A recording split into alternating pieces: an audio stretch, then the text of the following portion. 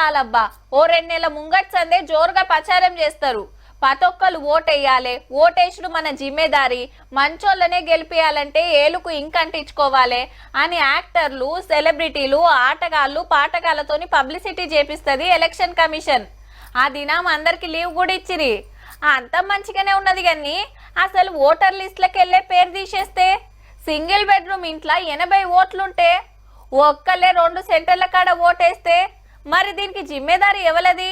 అగో గందుకే గీ జంగ్. పార్టీలు లేవు, జెండాలు లేవు, పార్లమెంట్ లో ప్రతిపక్షాలన్నీ ఒకటైన ఎలక్షన్ సంఘం మీద జంగు చేస్తానికి లోక్సభ, రాజ్యసభకించి ఏం తక్కువ 300 మంది ఎంపీలు ర్యాలీ తీసిండ్రు.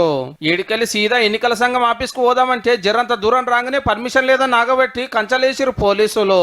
గిదేం తరిక, నడుచుకుంటూ పోతే తప్పేముందని రోడ్డు మీదనే ఊకున్నారు లీడర్లు అంతా.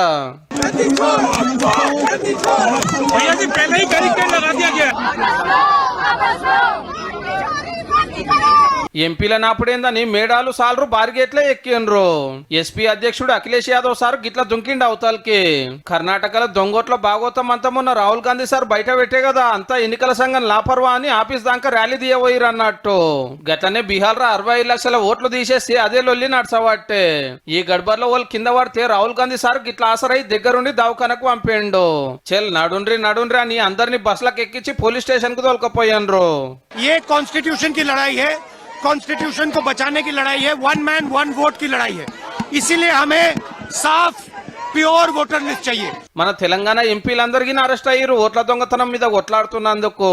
కేవలం బెంగళూరు ఒక్క కాన్స్టిట్యున్సీలోనే 1,00,000 పైన ఫేక్ ఓట్లు వచ్చినాయని చెప్పి ఆధారంతో పాటు రాహుల్ గాంధీ గారు ఏదైతే ప్రెజెంటేషన్ ఇచ్చారో దానికి వారి దగ్గర సమాధానం కూడా లేదు. ఇది సిగ్గుచేటు. ఇంత రచ్చ నడుస్తుంటే సెంటర్ ఎన్నికల సంఘం సప్పుడు చేస్తోట్టు.